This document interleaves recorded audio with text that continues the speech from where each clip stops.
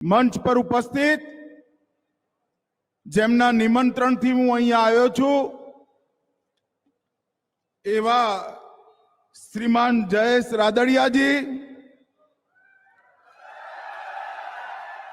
મારા સાથી મંત્રી અને પોરબંદર વિસ્તારના સંસદ સભ્ય, સૌરાષ્ટ્રના જ ભૂમિપુત્ર ડોક્ટર મનસુખભાઈ માંડવિયાજી, ડોક્ટર રાઘવજીભાઈ, કુંવરજીભાઈ બાબરિયા, ભાનુબેન બાબરિયા, ગુજરાત રાજ્યના સહકાર મંત્રી ભાઈ જગદીશ વિશ્વકર્મા, દિલીપભાઈ સાંગાણી, ઇફકોના ચેરમેન શ્રી મગનભાઈ વડવિયા, ઉપાધ્યક્ષ રાજકોટ જિલ્લા બેંક અને ક્રુપકોના ડાયરેક્ટર, મંચ ઉપર ઉપસ્થિત સૌ ધારાસભ્ય, સંસદ સભ્ય અને સાતે જિલ્લા સહકારી સંસ્થાઓના અધ્યક્ષ,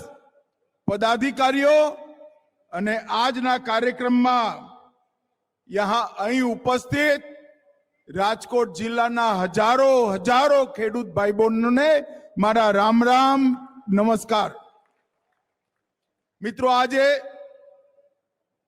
રાજકોટ શહેરમાં રાજકોટ જિલ્લાની 7 સહકારી સંસ્થાઓની સામૂહિક સાધારણ સભા, વાર્ષિક સાધારણ સભાનું આયોજન થયું છે.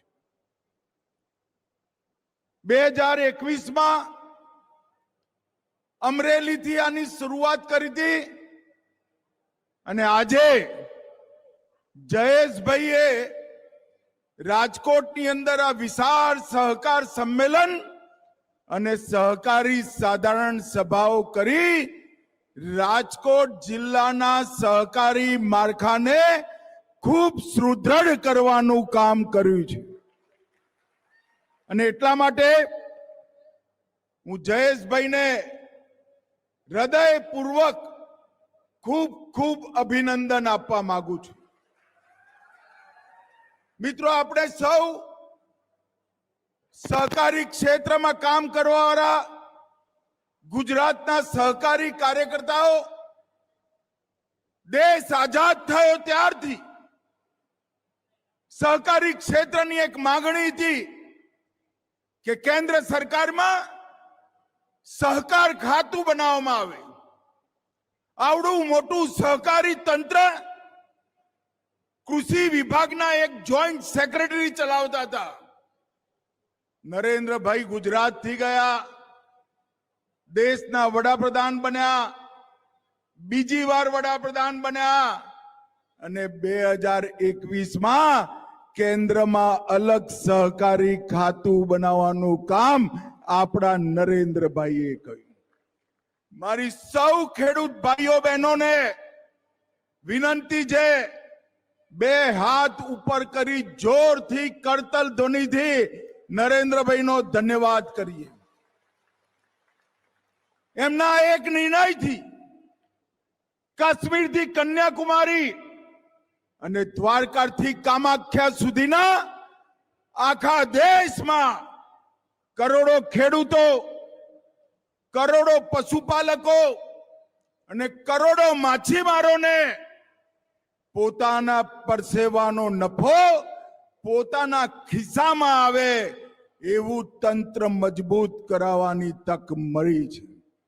અને મિત્રો, આજે હું જે ભૂમિ પર છું, આ ભૂમિ પરના 2 ખેડૂત પુત્રો સ્વર્ગસ્થ વલ્લભભાઈ પટેલ અને સ્વર્ગસ્થ વિઠ્ઠલભાઈ રાદડિયા, આ બંનેની પ્રતિમાઓનું આજ અનાવરણ થયું છે. વલ્લભભાઈએ ન કેવલ રાજકોટ, સમગ્ર દેશના ખેડૂતોના સવાલો માટે હંમેશા લડાઈ લડી.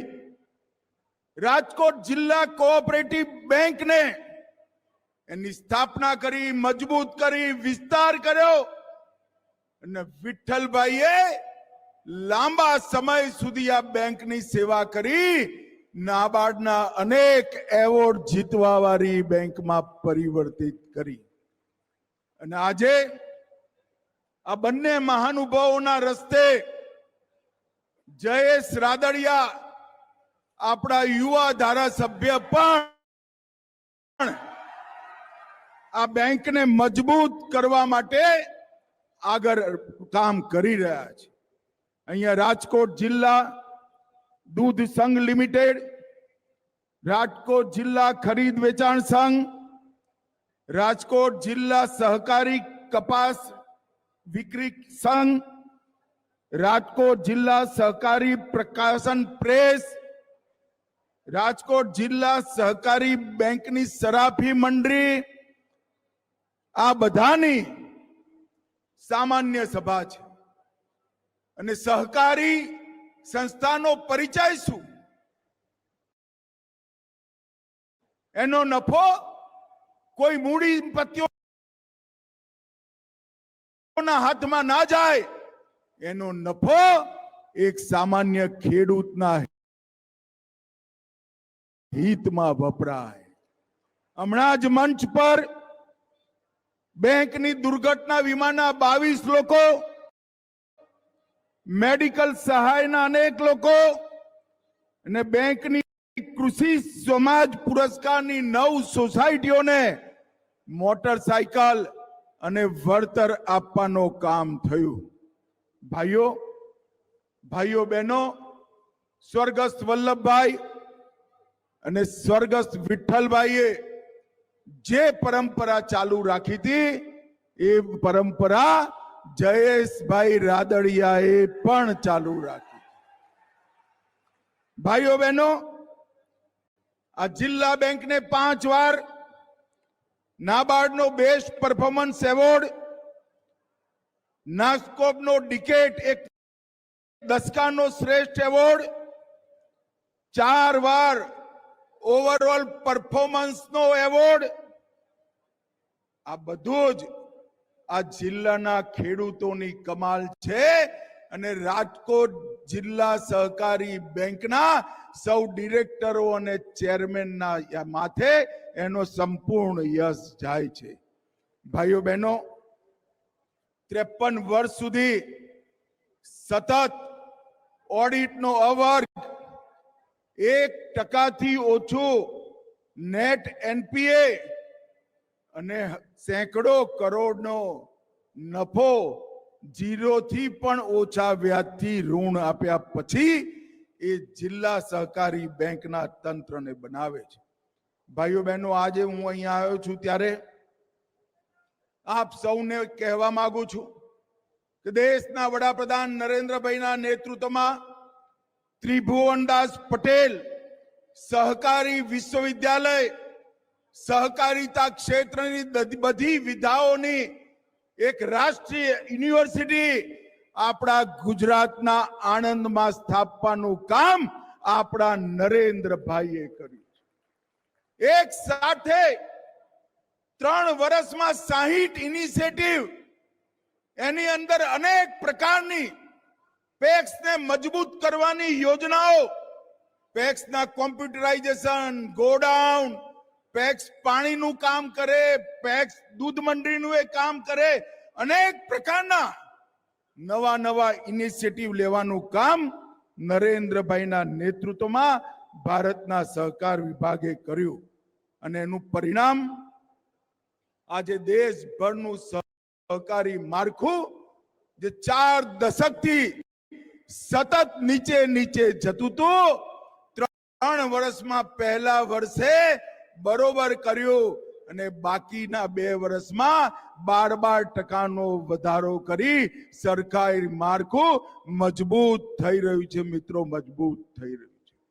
દેશના ખૂણે ખૂણે નવી સહકારી મંડળીઓ, નવા દૂધ સંઘો, ખેડૂતોના દૂધને પ્રોસેસ કરી નફો કરવાવાળી મંડળીઓ અને ખેડૂતોને નફો પાછા આપવાની એક સુંદર કોમ્પ્યુટરાઇઝ વ્યવસ્થા ગુજરાતની સાથે સાથે આખા ભારતમાં ઊભી. ગુજરાતે સહકારી ક્ષેત્રમાં સહકાર તહેત દરેક સહકારી સંસ્થા પોતાનો વ્યવહાર જિલ્લા સહકારી બેંક સાથે કરે અને દરેક સહકારી સંસ્થા જિલ્લા બેંક અને રાજ્ય બેંક જોડેથી જ લોન લે એવી વ્યવસ્થા પણ ગુજરાતમાં જ એનો પ્રયોગ બનાસકાંઠા અને પંચમહાલમાં થયો અને હવે આખા ગુજરાતમાં એ પ્રયોગ આગળ વધી રહ્યો છે. મિત્રો, સહકારી ક્ષેત્રમાં અનેક પ્રકારની નવી શરૂઆતો કરી ખેડૂતોને ઓર્ગેનિક પ્રોડક્ટનો નફો પૂરેપૂરો મળે એટલા માટે ભારત ઓર્ગેનિકની સ્થાપના કરી, એક સહકારી સંસ્થા બનાવી જે ખેડૂતો જોડેથી ઓર્ગેનિક સામાન લે, એને વેચે અને એનો બધો જ નફો પાછો ખેડૂતોને પાછો આપે. એક એક્સપોર્ટની નવી કોઓપરેટિવ બનાવી અને એક બીજની ખેતી, બિયાઓની ખેતી કરવાની પણ એક નવી કોઓપરેટિવ બનાવી અને એક ઇનિશિયેટિવ સાથે નરેન્દ્રભાઈના નેતૃત્વમાં આ સહકારી ક્ષેત્ર દિન દુની રાત ચોગની પ્રગતિ કરી રહ્યું છે. મિત્રો, આજે હું સમગ્ર સૌરાષ્ટ્રના ખેડૂતોને એક અપીલ કરવા આવ્યો છું. આપણે ખાતરનો ઉપયોગ ઘટાડીએ, ખાતરનો ઉપયોગ ઘટાડી ઓર્ગેનિક ખેતી, જૈવિક ખેતી અપનાવીએ અને આ જૈવિક ખેતીથી દેશના લોકોના જીવનનું સ્વાસ્થ્ય સુધારવાનું કામ આપણા ખેડૂતો કરે. અને મિત્રો, એની સાથે સાથે જે ખેડૂતો જૈવિક ખેતી કરે એને મોટો નફો મળે એવી વ્યવસ્થા પણ ભારત સરકાર કરી રહી છે. હું આજે સૌરાષ્ટ્રના સૌ ખેડૂતોને અપીલ કરવા આવ્યો છું, પેસ્ટિસાઇડ અને ખાતરનો ઉપયોગ ઘટાડીએ, જૈવિક ખેતી તરફ વળીએ અને સમગ્ર વિશ્વમાં ઓર્ગેનિક પ્રોડક્ટનું જે મોટું બજાર છે, ભારતે એનો મોટો હિસ્સો ભારતના ખેડૂતોના ભાગમાં લાવવાનું કામ કરવાનું છે. હમણાં આજ પહેલું નોરતું છે. હું સૌ ગુજરાતની જનતાને માં શક્તિની આરાધનાના 9 દિવસની નવરાત્રિની ખૂબ ખૂબ શુભેચ્છાઓ પાઠવવા માંગુ છું. અને પહેલા નોરતે દિવાળીની શરૂઆતમાં જ નરેન્દ્રભાઈએ આપણને એક બહુ મોટી ભેટ આપી. ખેડૂતોના ઉપયોગમાં આવતી દરેક વસ્તુ પર જીએસટી ઘટાડી ખેડૂતો માટે નરેન્દ્રભાઈએ મોટી દિવાળીની ભેટ આપી. બધી ખાવા પીવાની વસ્તુઓ, ઓટોમોબાઈલ ક્ષેત્ર અને રોજ ઉપયોગની દરેક વસ્તુઓમાં ટેક્સ 18% ઘટાડી 28% ઘટાડી 0% અથવા 5% સુધી લાવવાનું કામ આપણા નરેન્દ્રભાઈએ કર્યું છે. આ જીએસટી નો મહાલાભ નવરાત્રિને દિવાળીના દિવસોમાં નરેન્દ્ર મોદી સાહેબે ગુજરાત અને દેશની જનતાને આપ્યો છે.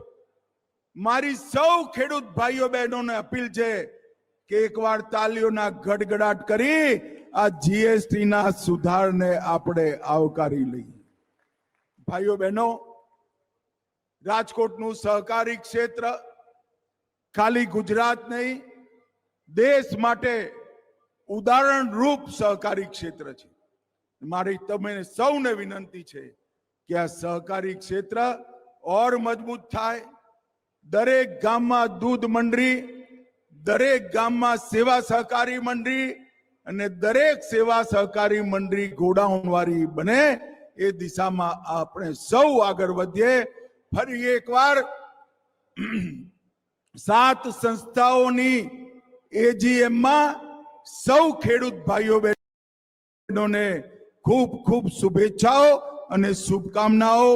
મારી સાથે પ્રચંડ અવાજથી બોલીશું, ભારત માતા કી વંદે વંદે. આપ સૌને નમસ્કાર, ધન્યવાદ.